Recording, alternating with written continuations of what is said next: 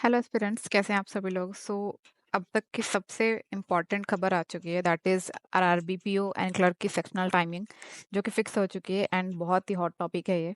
Because अभी just कुछ दिन ही बाकी है एंड एग्ज़ाम हमारे स्टार्ट होने वाले हैं एंड अभी सेक्शनल टाइमिंग चेंज हो गई तो बहुत बड़ा एक शॉक है हमारे लिए, बट कई कई बच्चों के लिए बहुत अच्छी चीज़ भी है। मेरे ख्याल से एक अच्छी चीज़ है कि आपका जो सेक्शन स्ट्रांग है उसमें आपको ज़्यादा टाइम मिल गया है। ज़्यादातर बच्चों का रीजनिंग स्ट्रांग होता है तो उसके लिए आपको 25 मिनट्स मिल गए हैं एंड क्वांट में आपको 20 मिनट्स मिले हैं।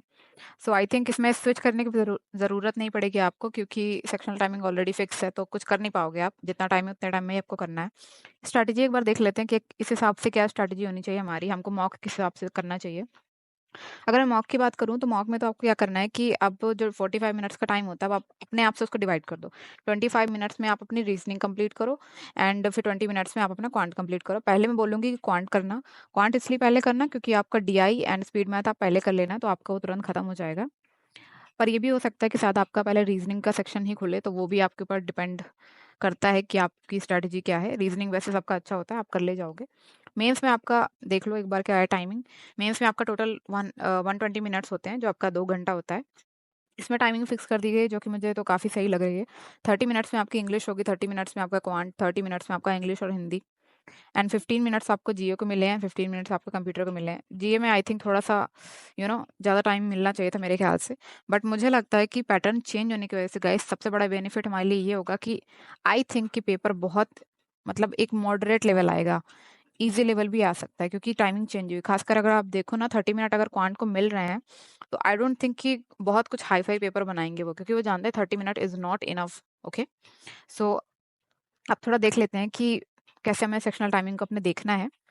अगर मैं बात करूँ what should be our strategy, तो रीजनिंग में आपको क्लर्क में 25 मिनट्स मिल रहे हैं रीजनिंग की 40 क्वेश्चंस के लिए। पीओ में आपको 25 मिनट मिल रहे हैं 35 क्वेश्चन के लिए।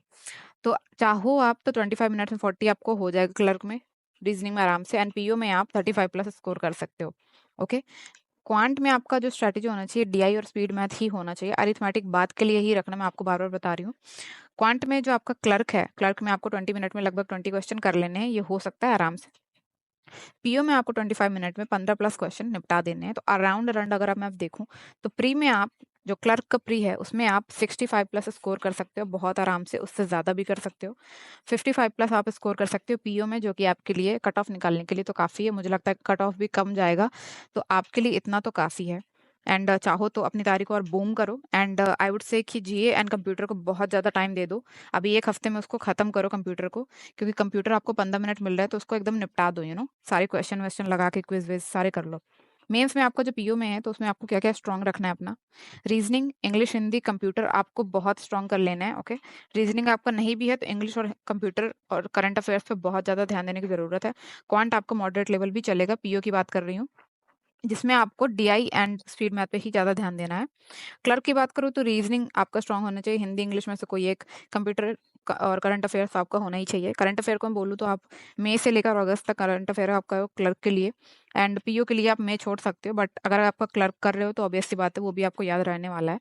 क्वांट में आप डी और स्पीड मैथ पे ध्यान दो, स्ट्रॉन्ग कर लो इसको। क्लर्क में बहुत अच्छे लेवल की डीआई आती है और बहुत ईजी भी होती है। आई थिंक ये आपकी स्ट्रेटेजी काफ़ी इनफ है। इस हिसाब से अगर चलोगे तो काफ़ी अच्छा आपको टाइम मिलेगा एंड आप काफ़ी अच्छा स्कोर कर सकते हो। So guys, thank you so much, bye bye.